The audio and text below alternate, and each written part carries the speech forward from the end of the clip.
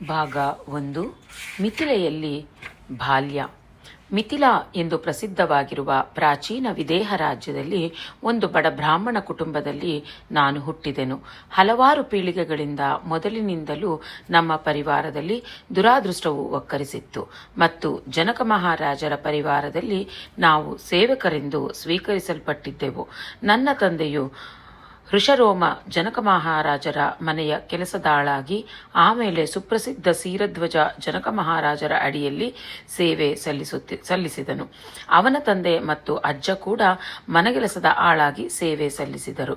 ನನ್ನ ತಂದೆ ಬಂದ ನಂತರ ನಮ್ಮ ಕುಟುಂಬವು ಅರಮನೆಯಲ್ಲಿ ಒಳ್ಳೆಯ ಗೌರವ ಸ್ಥಾನವನ್ನ ಪಡೆಯಿತು. ಇತರ ಸೇವಕರು ಮತ್ತು ಪರಿಚಾರಕರಿಂದ ಗೌರವಾಧಾರಗಳು ದೊರೆತವು. ಮಹಾರಾಜರು ಮತ್ತು ಅವರ ಪರಿವಾರಕ್ಕೆ ನನ್ನ ತಂದೆಯ ದೇಹ ಮತ್ತು ಮನಸ್ಸು ಸಂಪೂರ್ಣವಾಗಿ ಶರಣಾಗಿದ್ದವು. ಜೀವನದಲ್ಲಿ ಇದು ನಮ್ಮ ಪಾತ್ರವಾಗಿದೆ ಎಂಬುದು ನಮಗೆ ಮನವರಿಕೆಯಾಗಿತ್ತು ಮತ್ತು ಚಿಕ್ಕಂದಿನಲ್ಲಿ ಇದನ್ನು ನನಗೆ ತಿಳಿಸಿ ಹೇಳಲಾಗಿತ್ತು. ಮಹಾರಾಜರಿಗೆ ಸೇವೆ ಸಲ್ಲಿಸುವಂತಹ ತೀರಾ ನಿಮ್ಮ ಸ್ತರದ ಯಾವುದೇ ಕಾರ್ಯಗಳಲ್ಲಿ ಕೂಡ ನನ್ನ ತಂದೆ ಮಾಡುತ್ತಿದ್ದರು. ನನಗೆ ನನ್ನ ತಾಯಿಯ ನೆನಪಿಲ್ಲ. ನಾನು ಚಿಕ್ಕವಳಿದ್ದಾಗಲೇ ಅವಳು ತೀರಿಕೊಂಡಿದ್ದಳು ಮತ್ತು ನನ್ನ ಕುಟುಂಬದಲ್ಲಿ ನಾನು ಮತ್ತು ನನ್ನ ತಂದೆ ಇಬ್ಬರೇ ಇದ್ದೆವು.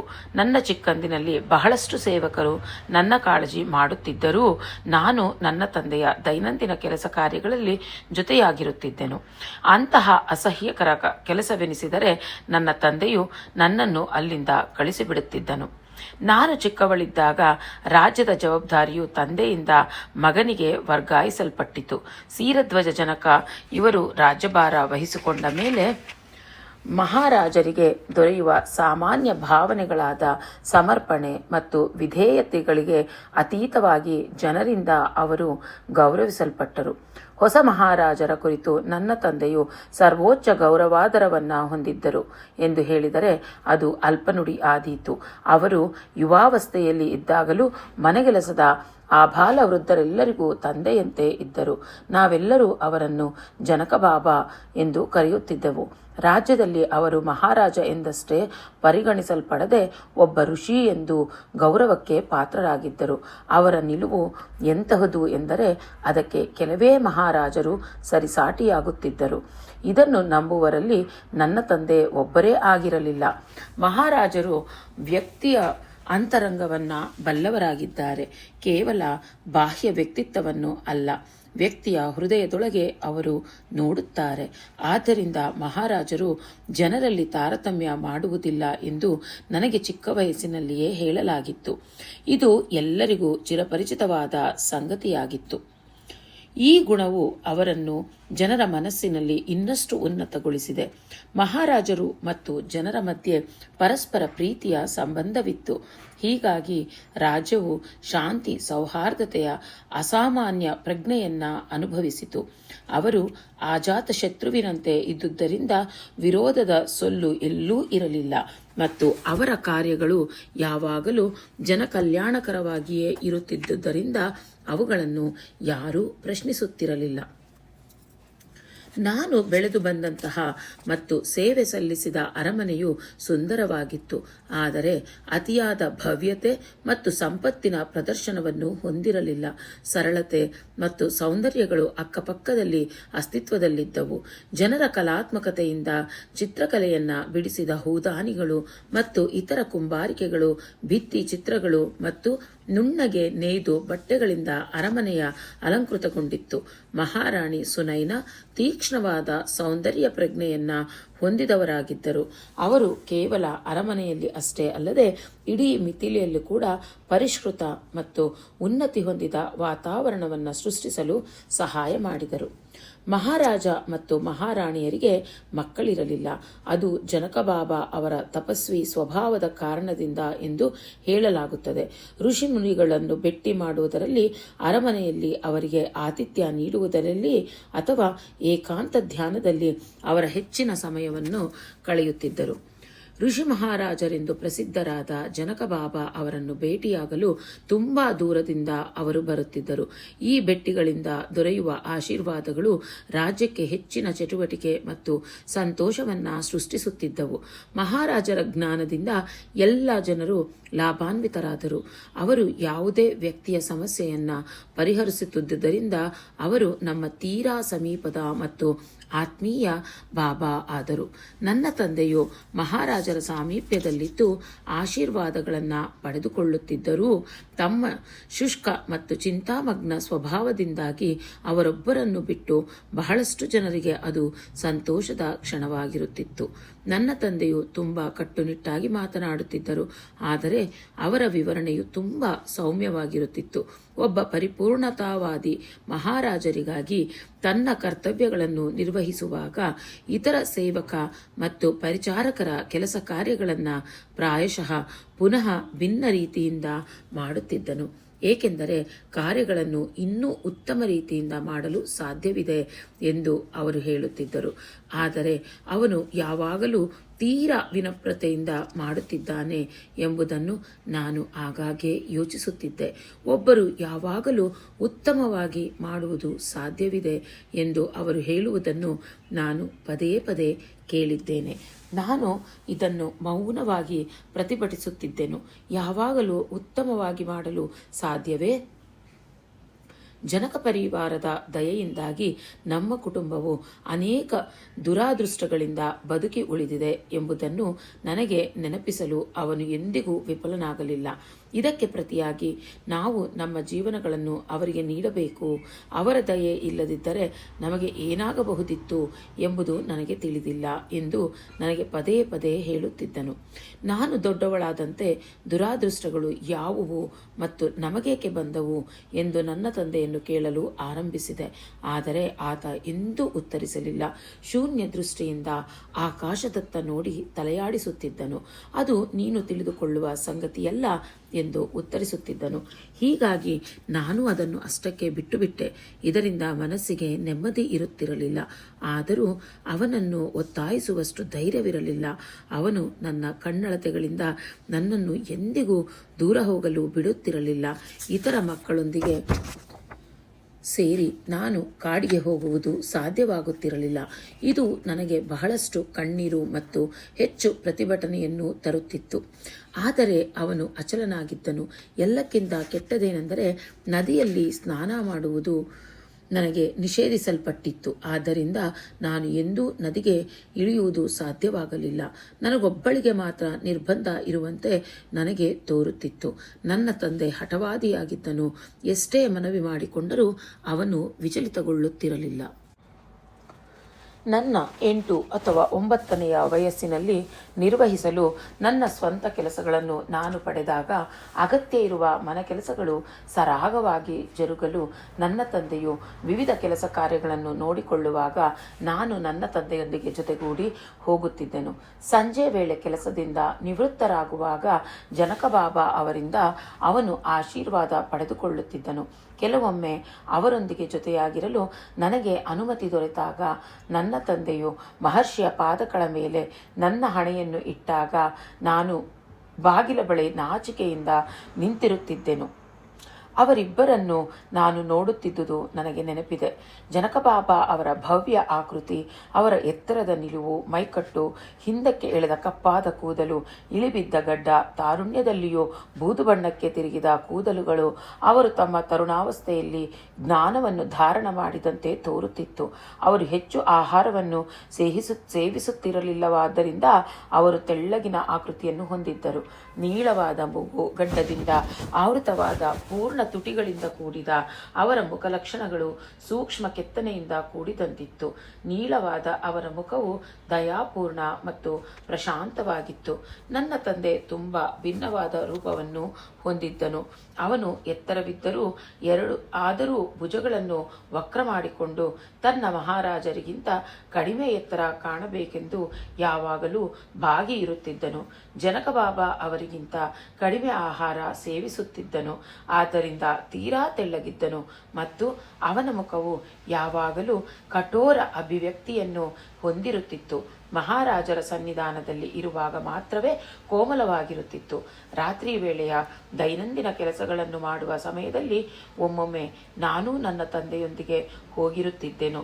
ಆಗ ಚೆನ್ನಾಗಿ ವಿಶ್ರಾಂತಿ ಮಾಡು ದುಷ್ಯಂತ, ನಿನಗೆ ಸೊಂಪಾಗಿ ನಿದ್ರೆ ಬರಲಿ ಎಂದು ಯಾವಾಗಲೂ ಮಹಾರಾಜರು ಮೃದುವಾದ ಧ್ವನಿಯಿಂದ ಹೇಳುತ್ತಿರುವುದನ್ನು ಕೇಳುತ್ತಿದ್ದೆನು.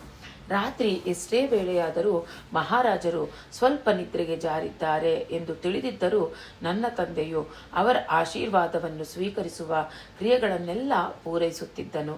ಅವರ ಆಶೀರ್ವಾದವಿಲ್ಲದೆ ನನ್ನ ತಂದೆಗೆ ಮಲಗುವುದು ಸಾಧ್ಯವಾಗುತ್ತಿರಲಿಲ್ಲ. ಹೀಗೇಕೆ ಎಂದು ನಾನೊಮ್ಮೆ ಅವನನ್ನು ಕೇಳಿದೆ.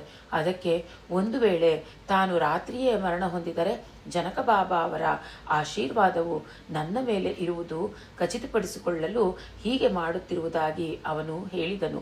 ಈ ಪ್ರತಿಕ್ರಿಯೆ ನನಗೆ ಸಮಾಧಾನ ನೀಡಲಿಲ್ಲ. ನನ್ನ ತಂದೆ ರಾತ್ರಿಯಲ್ಲಿಯೇ ಸತ್ತರೆ ನನಗೆ ಏನಾಗುತ್ತದೆ? ಯಾರೋ ಒಬ್ಬ ತಪಸ್ವಿಗಳನ್ನು ಭೇಟಿಯಾಗಲು ಅಥವಾ ತಮ್ಮ ಧ್ಯಾನ ಸಾಧನೆಗಾಗಿ ಏಕಾಂತಕ್ಕೆ ವಾರಗಟ್ಟಲೆ ಅವರು ಅರಮನೆಯನ್ನು ಬಿಟ್ಟು ಹೋಗುತ್ತಿದ್ದರು.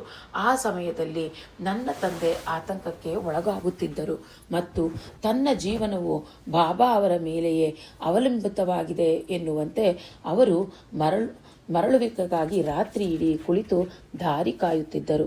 ನನ್ನ ತಂದೆಯ ಕಠಿಣತೆಯನ್ನು ನಾನು ನನ್ನ ಪಾಲನೆ ಪೋಷಣೆಯ ಕೊರತೆ ಎಂಬಂತೆ ನಾನು ಅಪಾರ್ಥ ಮಾಡಿಕೊಂಡೆನು ಮತ್ತು ನಾನು ಪ್ರೀತಿ ಪಾತ್ರಳಲ್ಲ ಎಂಬ ಬೀಜವು ನನ್ನೊಳಗೆ ಮೊಳೆಯತೊಡಗಿತು. ನಾನು ಬೆಳೆದು ದೊಡ್ಡವಳಾಗುತ್ತಿದ್ದಂತೆ ನನ್ನ ತಂದೆಯ ಎದುರು ನಾನು ಅನುಭವಿಸುತ್ತಿದ್ದ ಅಂಜುಬುರುಕತೆಯು ಅಸಮಾಧಾನಕವಾಗಿ ರೂಪಾಂತರಣಗೊಂಡಿತು. ಬಹುಶಃ ಅದು ಅವನ ಸ್ವಭಾವದಲ್ಲಿಯ ಮಾತೃಗುಣದ ಕೊರತೆಯಾಗಿದ್ದಿರಬಹುದು ಅಥವಾ ಅವನ ಸೇವಾ ಕಾರ್ಯಗಳಲ್ಲಿ ಅವನು ಬಸವಳಿಯುತ್ತಿದ್ದ ಕಾರಣದಿಂದಲೂ ಇರಬಹುದು. ಆದರೆ ಮಗುವಿನ ಬೆಳವಣಿಗೆಯೊಂದಿಗಿನ ಭಾವನಾತ್ಮಕ ಏರಿಳಿತಗಳನ್ನು ಅವನು ಗಮನಕ್ಕೆ ತೆಗೆದುಕೊಳ್ಳುತ್ತಿರಲಿಲ್ಲವೆಂದು ತೋರುತ್ತದೆ. ನನ್ನ ಭಾವನೆಗಳು ನಗಣ್ಯವಾದವುಗಳು ಎಂದು ಭಾವಿಸಿಕೊಂಡು ಅವುಗಳನ್ನು ಯಾರೊಂದಿಗೂ ಹಂಚಿಕೊಳ್ಳದೆ ನನ್ನ ಬಳಿಯೇ ಇಟ್ಟುಕೊಳ್ಳಲು ಕಲಿತೆನು. ನಾನು ಸುಮಾರು 12 ವರ್ಷದವಳಿದ್ದಾಗ ನನ್ನ ಮತ್ತು ನನ್ನ ತಂದೆಯ ನಡುವೆ ಮೊದಲ ವಿಸ್ಫೋಟ ಸಂಭವಿತು. ಸೇವಕರಲ್ಲಿ ಒಬ್ಬನು ನನ್ನ ತಂದೆಯಿಂದ ಒಂದಷ್ಟು ಸಾಲ ಪಡೆಯಲು ಬಂದಿದ್ದನು. ಅತಿಥಿ ಮಧ್ಯ ವಯಸ್ಕ ಪರಿಚಾರಿಕೆಯಾಗಿದ್ದಳು. ಅವಳು ನನ್ನನ್ನು ಇಷ್ಟಪಡುತ್ತಿದ್ದಳು. ನನ್ನ ಬಾಲ್ಯದಲ್ಲಿ ಇತರ ಪರಿಚಾರಕರಿಗಿಂತ ಹೆಚ್ಚಾಗಿ ಅವಳು ನನಗೆ ಮಾತೃವಾತ್ಸಲ್ಯವನ್ನು ತೋರುತ್ತಿದ್ದಳು. ನನ್ನ ಮುಖದ ಮೇಲೆ ಏಕಾಂಗಿಯಾಗಿರುವ ಭಾವನೆಯನ್ನು ಅವಳು ಗ್ರಹಿಸಿದಾಗ ನನ್ನನ್ನು ಎದೆಗೆ ಅವಚಿಕೊಂಡು ಪ್ರೋತ್ಸಾಹಿತ ಪಿಸುನುಡಿಗಳನ್ನು ಆಡುತ್ತಿದ್ದಳು. ಇಂದು ಅವಳು ಬಂದಾಗ ನಾನು ನನ್ನ ತಂದೆಯೊಂದಿಗೆ ಜೊತೆಯಾಗಿ ಕೋಣೆಯನ್ನು ಸ್ವಚ್ಛಗೊಳಿಸುತ್ತಿದ್ದನು. ಆಗ ಅವಳು, ನಾನು ಮುಂದೊಂದು ದಿನ ಒಳ್ಳೆಯ ಹೆಂಡತಿಯಾಗುತ್ತೇನೆ ಎಂದು ತಂದೆಗೆ ಸಹಜವಾಗಿ ಹೇಳಿದಳು. ಅದಕ್ಕೆ ನನ್ನ ತಂದೆಯು, ಮೀನಾಕ್ಷಿ ಎಂದೂ ಮದುವೆಯಾಗುವುದಿಲ್ಲ ಎಂದು ತೀಕ್ಷ್ಣವಾಗಿ ಉತ್ತರಿಸಿದನು. ಅವನ ಧ್ವನಿಯಿಂದ ಅವಳು ಆಘಾತಗೊಂಡಂತೆ ಕಂಡುಬಂದಳು. ಅವಳು ಅವನನ್ನು ಪ್ರಶ್ನಿಸಲು ಬಯಸದೆ ಸುಮ್ಮನೆ ಕೋಣೆಯಿಂದ ಹೊರಟು ಹೋದಳು. ಅಪ್ಪ ಎಂದು ಉದ್ಗರಿಸಿದೆ. ನೀನೇಕೆ ಹಾಗೆ ಹೇಳಿದೆ? ಏಕೆಂದರೆ ಅದು ಸತ್ಯ ಎಂದು ಕಠೋರತೆಯಿಂದ ಮತ್ತು ದೃಢ ನಿರ್ಧಾರದ ಧ್ವನಿಯಲ್ಲಿ ಹೇಳಿದನು. ಯಾರೂ ಮದುವೆಯಾಗದಷ್ಟು ನಾನು ಆಕರ್ಷಣಾಹೀನಳಾಗಿದ್ದೇನೆಯೇ ಎಂದು ನಾನು ನೋವಿನ ಸ್ವರದಲ್ಲಿ ಕೇಳಿದೆನು. ನಾನು ನನ್ನನ್ನು ಕುರೂಪಿ ಎಂದು ಭಾವಿಸಿಲ್ಲ. ವಾಸ್ತವವೆಂದರೆ ನಾನು ನನ್ನ ಬಾಹ್ಯ ನೋಟದ ಕುರಿತು ನಾನೆಂದೂ ಯೋಚಿಸಿಲ್ಲ. ಆದರೆ ನಾನು ವಯಸ್ಸಿಗೆ ಬಂದಂತೆ, ಸ್ತ್ರೀತ್ವದಲ್ಲಿ ಬೆಳೆಯುತ್ತಿದ್ದಂತೆ ಮೊಟ್ಟ ಮೊದಲ ಬಾರಿಗೆ ನಾನು ನನ್ನ ಹೊರನೋಟದ ಕುರಿತು ಅರಿವಿಗೆ ಬಂದೆ. ನಾನು ನಿಜವಾಗಿಯೂ ಆಕರ್ಷಣಾಹೀನಳಾಗಿದ್ದೇನೆಯೇ ಎಂದು ಪ್ರಶ್ನಿಸುತ್ತಿದ್ದೆ. ನಾನು ತೀರಾ ಎತ್ತರ ಅಥವಾ ಕುಳ್ಳಗೆ ಅಲ್ಲದ ಮಧ್ಯಮ ನಿಲುವು ಹೊಂದಿದ್ದೆ.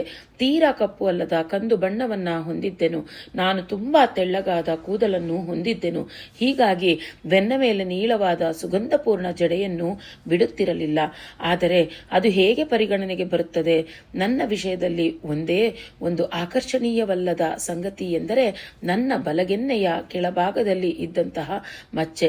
ಆದರೆ ಅದು ಹೇಗೆ ಮುಖ್ಯವಾಗುತ್ತದೆ ಎಂಬುದು ನನಗೆ ಅರ್ಥವಾಗಲಿಲ್ಲ. ಬಾಹ್ಯ ಸೌಂದರ್ಯಕ್ಕಿಂತ ಆಂತರಿಕ ಸೌಂದರ್ಯ, ನಮ್ಮ ನಡತೆ ಮುಖ್ಯವಾಗಿದೆ. ಆದ್ದರಿಂದ ನನ್ನ ಹೊರನೋಟವು ನನ್ನ ಮದುವೆಯಾಗುವ ಸಾಮರ್ಥ್ಯದ ಮೇಲೆ ಹೇಗೆ ಪರಿಣಾಮ ಬೀರಲು ಸಾಧ್ಯ?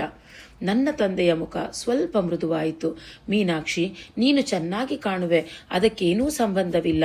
ನೀನು ಮದುವೆಯಾದರೆ ನನಗೆ ಸಂಭವಿಸಿದಂತೆ ನಿನಗೂ ದುರಾದೃಷ್ಟವು ಸಂಭವಿಸುತ್ತದೆ ಎನ್ನುವ ಕಾರಣಕ್ಕಾಗಿ ನೀನು ಮದುವೆಯಾಗಬಾರದೆಂದು ನಾನು ದೃಢ ನಿರ್ಧಾರ ಮಾಡಿದ್ದೇನೆ. ನೀನು ಹೀಗೇಗೆ ಹೇಳುತ್ತಿರುವೆ? ನಾನು ಅಳತೊಡಗಿದೆ. ನನ್ನ ಜೀವನದ ಕುರಿತು ನೀನು ದುರಾದೃಷ್ಟದ ಮಾತುಗಳನ್ನೇ ಆಡಿರುವುದನ್ನು ನಾನು ಕೇಳಿದ್ದೇನೆ ಅಪ್ಪ.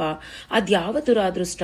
ಬಾಕಿ ಎಲ್ಲರಂತೆ ನಾವು ಕೂಡ ಸಂತೋಷದಿಂದ ಇರುವುದು ಏಕೆ ಸಾಧ್ಯವಿಲ್ಲ? ಅವರಿಗಿಂತ ನಾವೇಕೆ ಕಡಿಮೆ ಅದೃಷ್ಟಶಾಲಿಗಳಾಗಿದ್ದೇವೆ? ಏಕೆ ಅಪ್ಪ, ಏಕೆ? ಧಾರಾಕಾರವಾಗಿ ಕಣ್ಣೀರು ಹರಿಯತೊಡಗಿದವು. ಈ ರೀತಿಯಾದ ಭಾವನೆಯನ್ನು ನನ್ನ ತಂದೆಯೆದುರು ನಾನೆಂದೂ ಪ್ರಕಟಪಡಿಸಿರಲಿಲ್ಲ. ನನ್ನ ಏಕೈಕ ಸಂತೋಷದ ಮಾರ್ಗವಾಗಿರಬಹುದಾದ ಮದುವೆಯನ್ನು ಅವನು ತಡೆಯುತ್ತಿದ್ದಾನೆ ಎನ್ನುವುದು ಸಹಿಸುವುದು ನನಗೆ ತೀರಾ ಕಷ್ಟವಾಯಿತು. ನನ್ನ ತಂದೆ ಉತ್ತರಿಸಲಿಲ್ಲ. ಅವನು ನೇರವಾಗಿ ಗಾಳಿಯಲ್ಲಿ ನೋಡತೊಡಗಿದನು. ಕೊನೆಗೆ ಅವನು ಹೇಳಿದರು, ಮಗು, ಕೆಲವೊಂದಷ್ಟು ಸಂಗತಿಗಳನ್ನು ನಾವು ಬದಲಾಯಿಸುವುದು ಸಾಧ್ಯವಿಲ್ಲ. ಗತಕಾಲದಲ್ಲಿ ಮಾಡಿರುವುದನ್ನು ನಾನಾಗಲಿ ಅಥವಾ ನೀನಾಗಲಿ ಬದಲಾಯಿಸುವುದು ಸಾಧ್ಯವಿಲ್ಲ. ಜನಕ ಬಾಬಾ ಕೂಡ ಇದನ್ನು ಬದಲಾಯಿಸಲು ಸಾಧ್ಯವಿಲ್ಲ. ಆದರೆ ಅವರು ನನಗೆ ತಾಳ್ಮೆ, ತ್ಯಾಗ ಮತ್ತು ಸಹಿಷ್ಣುತೆಯನ್ನು ಕಲಿಸಿದ್ದಾರೆ. ಇದನ್ನೇ ನಾನು ನಿನಗಾಗಿ ಬಯಸುತ್ತೇನೆ. ಜೀವನದಲ್ಲಿ ನಿನಗೆ ನೀಡಲಾಗಿರುವುದನ್ನು ನೀನು ಸ್ವೀಕರಿಸಲು ಕಲಿಯಬೇಕು. ಶ್ರದ್ಧೆಯಿಂದ ನೀನು ನಿನ್ನ ಕರ್ತವ್ಯಗಳನ್ನು ನಿರ್ವಹಿಸಿದರೆ ನನ್ನಂತೆಯೇ ನೀನು ಕೂಡ ಸಂತೃಪ್ತಿಯನ್ನು ಹೊಂದುವೆ. ಅವನ ಮಾತುಗಳು ನನ್ನನ್ನು ತೃಪ್ತಿಪಡಿಸಲಿಲ್ಲ. ನನ್ನ ಕಣ್ಣೀರು ಹೆಚ್ಚಾಯಿತು. ನನ್ನನ್ನು ತನ್ನ ತೋಳುಗಳಲ್ಲಿ ತೆಗೆದುಕೊಂಡು ಸಾಂತ್ವನ ಹೇಳುವ ಬದಲಾಗಿ, ನಾನು ಹೇಳಿದುದನ್ನು ನೀನು ಒಪ್ಪಿಕೊಳ್ಳಬೇಕು ಮತ್ತು ಈ ಜನ್ಮದಲ್ಲಿ ಮದುವೆಯಾಗುವ ಆಲೋಚನೆಯನ್ನು ಬಿಟ್ಟು ಬಿಡು. ಹೆಚ್ಚಿನ ದುರಾದೃಷ್ಟವನ್ನು ಸಹಿಸುವುದು ಒಳ್ಳೆಯದಕ್ಕಾಗಿಯೇ ಇದೆ ಎಂದು ಉತ್ತರಿಸಿ ಕೋಣೆಯಿಂದ ಹೊರನಡೆದನು. ನಾನು ಹತಾಶೆಯಲ್ಲಿ ಮುಳುಗಿದೆ. ಆದರೆ ನಂತರ ನಮ್ಮಿಬ್ಬರ ನಡುವೆ ಅಂತರ ಹೆಚ್ಚಾಯಿತು. ಮಾತುಗಳು ಕಡಿಮೆಯಾದವು. ನನ್ನ ತಂದೆಯೊಂದಿಗಿನ ನನ್ನದೇ ಆದ ತೊಂದರೆಗಳ ಹೊರತಾಗಿಯೂ ಅವನೊಬ್ಬ ಆದರ್ಶ ಸೇವಕನಾಗಿದ್ದು ಇನ್ನುಳಿದ ಎಲ್ಲ ಪರಿಚಾರಕರಿಂದ ಗೌರವಿಸಲ್ಪಡುತ್ತಿದ್ದಾನೆ ಎಂಬುದನ್ನು ನಾನು ಕಾಣುತ್ತಿದ್ದೆ. ಮನೆಗೆಲಸದಲ್ಲಿ ಅವರವರ ಸ್ಥಾನಮಾನ ಏನೇ ಇದ್ದರೂ ಸಹಿತ ಯಾರೊಂದಿಗೂ ಏನು ಎಂದು ವಿರೋಧ ವ್ಯಕ್ತಪಡಿಸದೆ, ಬೇಡಿಕೆಗಳನ್ನು ಇಡದೆ ಎಲ್ಲರೊಂದಿಗೂ ವಿನಮ್ರತೆಯಿಂದ ಗೌರವಯುತವಾಗಿ ಮಾತನಾಡುವ, ಮನೆಯವರೆಲ್ಲರ ಒಳಿತಿಗಾಗಿ ತನ್ನ ಸ್ವಂತ ಅಗತ್ಯ, ಇಚ್ಛೆ ಹಾಗೂ ಭಾವನೆಗಳನ್ನು ಕೂಡ ಬದಿಗಿರಿಸುವ ಅವನ ನಡತೆಯನ್ನು ಅನುಸರಿಸಲು ಪ್ರಯತ್ನಿಸಿದೆ. ಅದು ಕಷ್ಟಕರವಾದರೂ ಮೌಲ್ಯಯುತವಾದ ತರಬೇತಿಯಾಗಿತ್ತು. ನಾನೇನಾದರೂ ನನಗಾಗಿ ಹುಡುಕಾಟ ಮಾಡುತ್ತಿರುವುದನ್ನು ಅಥವಾ ಅಸಂತೃಪ್ತಿ ವ್ಯಕ್ತಪಡಿಸುವುದನ್ನು ನನ್ನ ತಂದೆಯು ಗಮನಿಸಿದರೆ, ನನ್ನ ಮನಸ್ಸು ಮತ್ತು ಹೃದಯದಲ್ಲಿ ಏನಾದರೂ ಏಳುತ್ತಿದ್ದರೆ ಅವನ ಒಂದು ನೋಟವು ಅವೆಲ್ಲವನ್ನು ಅಪ್ಪಚ್ಚಿ ಮಾಡಿಬಿಡುತ್ತಿತ್ತು. ಕೃತಜ್ಞತೆಯು ಪರಿವಾರದ ಸದಸ್ಯರೆಲ್ಲರ ಬಹುಮೂಲ್ಯವಾದ ಗುಣವಾಗಿತ್ತು. ಇದು ಜನಕ ಬಾಬಾ ಮತ್ತು ಸುನೈನಾ ಮಾತೆಯರಿಂದ ರೂಪಿಸಲ್ಪಟ್ಟಿತ್ತು. ತಮ್ಮ ಕೆಲಸದ ಆಳುಗಳಿಗೆ ಮತ್ತು ಪರಿಚಾರಕರಿಗೆ ಕೃತಜ್ಞತೆ ಸಲ್ಲಿಸುವುದನ್ನು ಎಂದೂ ತಪ್ಪಿಸಲಿಲ್ಲ ಹಾಗೂ ನಮ್ಮ ಜೀವನಗಳನ್ನು ತಮಗೆ ಸಾಧ್ಯವಾದ ಎಲ್ಲ ಉತ್ತಮ ವಿಧಾನಗಳಿಂದ ಸುಗಮಗೊಳಿಸಿದರು. ಪ್ರತಿಯೊಬ್ಬ ವ್ಯಕ್ತಿಯು ಇನ್ನಿತರ ಪಾತ್ರಗಳಷ್ಟೇ ಮುಖ್ಯವಾದ ಮನೆಯ ಅಗತ್ಯ ಕಾರ್ಯಗಳನ್ನು ನೆರವೇರಿಸಿದ್ದಾರೆ ಎಂಬುದು ನಮ್ಮ ತಿಳುವಳಿಕೆಯಾಗಿತ್ತು. ಯಾವ ಕೆಲಸವೂ ಅವಹೇಳನಕಾರಿಯಾಗಿರಲಿಲ್ಲ ಮತ್ತು ಯಾರನ್ನು ಇತರರಿಗಿಂತ ಹೆಚ್ಚು ಅಥವಾ ಕಡಿಮೆ ಮೌಲ್ಯದವರು ಪರಿಗಣಿಸುತ್ತಿರಲಿಲ್ಲ. ಆದರೆ ಒಬ್ಬ ತರುಣಿಯಾಗಿ ನಾನು ಈ ಪರಿಕಲ್ಪನೆಯನ್ನು ಸಂಪೂರ್ಣವಾಗಿ ಅರ್ಥ ಮಾಡಿಕೊಳ್ಳಲಿಲ್ಲ ಮತ್ತು ನನ್ನ ತಂದೆಯು ಇಷ್ಟೊಂದು ದೀರ್ಘ ಹಾಗೂ ಕಠಿಣ ಸೇವೆಯ ನಂತರ ಇತರರಿಗಿಂತ ಅರ್ಹವಾಗಿದ್ದಾನೆ ಎಂಬ ಭಾವನೆಯು ನನಗಿತ್ತು. ಯಾವಾಗಲಾದರೂ ಭಾವನೆಯ ಸುಳಿವು ಕಾಣಿಸಿಕೊಂಡಾಗ ನನ್ನ ತಂದೆಯು ತಕ್ಷಣವೇ ಪ್ರತಿಕ್ರಿಯಿಸುತ್ತಿದ್ದರು. ಮೀನಾಕ್ಷಿ, ಜೀವನವು ನಿನಗೆ ನೀಡುವುದರಲ್ಲಿ ನೀನು ಸಂತೃಪ್ತಿಯನ್ನು ಕಂಡುಕೊಳ್ಳಬೇಕು. ಜನಕಬಾಬಾ ಅವರಿಗೆ ಸೇವೆ ಸಲ್ಲಿಸುವಷ್ಟು ಯೋಗ್ಯರಾಗಿರುವುದು ನಮ್ಮ ಮಹಾ ಅದೃಷ್ಟವಾಗಿದೆ. ಇದಕ್ಕಾಗಿ ನಾನು ತುಂಬ ಕೃತಜ್ಞನಾಗಿದ್ದೇನೆ. ನೀನು ಸಹ ಹಾಗೆ ಮಾಡಬೇಕೆಂದು ಪ್ರಾರ್ಥಿಸುತ್ತೇನೆ ಎಂದು ಒಂದು ದಿನ ಅವನು ನನಗೆ ಹೇಳಿದನು. ನನಗೆ ಗೊತ್ತಿದೆ ಅಪ್ಪ, ನೀನಿದ್ದನ್ನು ನನಗೆ ಕಲಿಸಿರುವೆ. ಸೇವೆ ಸಲ್ಲಿಸುವುದರಲ್ಲಿ ನಾನು ಸಂತೋಷವನ್ನು ಹೊಂದುವೆನು ಎಂದು ನಾನು ತಲೆದೂಗುತ್ತಾ ಹೇಳಿದೆನು. ಮೀನಾಕ್ಷಿ, ನಾನು ಸಂತೋಷದ ಕುರಿತು ಹೇಳಲಿಲ್ಲ, ಸಂತೃಪ್ತಿಯ ಕುರಿತು ಹೇಳಿದ್ದೇನೆ. ಇದು ನಾನು ನಿನಗಾಗಿ ಆಶಿಸುವ ಸಂತೃಪ್ತಿಯಾಗಿದೆ. ನಾನು ಮತ್ತೆ ತಲೆದೂಗಿದೆ. ನಾನು ಜನಕಬಾಬಾ ಅವರೊಂದಿಗೆ ನನ್ನ ತಂದೆಯ ಭಾವನೆಗಳನ್ನು ಕುರಿತು ಹಂಚಿಕೊಳ್ಳಬೇಕೆಂಬ ವಾಂಛೆ ಇದ್ದರೂ ನನಗೆ ಹಂಚಿಕೊಳ್ಳುವುದು ಸಾಧ್ಯವಾಗಲಿಲ್ಲ. ಜನಕಬಾಬಾ ಅವರು ನನಗೆ ತುಂಬಾ ದೂರದ ಆಕೃತಿಯಾಗಿದ್ದರು. ಅವರ ಕುರಿತು ನನಗೆ ಅಪಾರ ಗೌರವ ಮತ್ತು ಪೂಜ್ಯ ಭಾವನೆ ಇತ್ತು. ಆದರೆ ಅವರ ಉಪಸ್ಥಿತಿಯಲ್ಲಿ ನನಗೆ ತುಂಬಾ ನಾಚಿಕೆಯಾಗುತ್ತಿತ್ತು. ಹೀಗಾಗಿ ಎಂದಿಗೂ ಅವರ ಸಮೀಪ ಬರಲಿಲ್ಲ. ಅವರನ್ನೆಂದೂ ನೇರವಾಗಿ ನೋಡಲಿಲ್ಲ, ಎಂದೂ ಅವರೊಂದಿಗೆ ಮಾತನಾಡಲಿಲ್ಲ. ಅವರನ್ನು ದೂರದಿಂದ ನಾನು ಗಮನಿಸಿದಾಗ ಅವರಿಂದ ಸಂತೋಷ ಹೊರಹೊಮ್ಮುವುದನ್ನು ನಾನು ಗ್ರಹಿಸುತ್ತಿದ್ದೆ. ಪ್ರತಿಯೊಬ್ಬರೂ ಅವರೊಂದಿಗೆ ಹೊಂದಿದ ಪ್ರೀತಿಯನ್ನು ನಾನು ಕಾಣುತ್ತಿದ್ದೆ. ಅವರ ಮುಗುಳ್ನಗೆ, ಅವರ ನಗು ಅರಮನೆಯನ್ನು ಬೆಳಗುತ್ತಿತ್ತು. ನನ್ನ ತಂದೆಗೆ ಈ ಸಂತೋಷ ಯಾಕೆ ಸಾಧ್ಯವಾಗಲಿಲ್ಲ?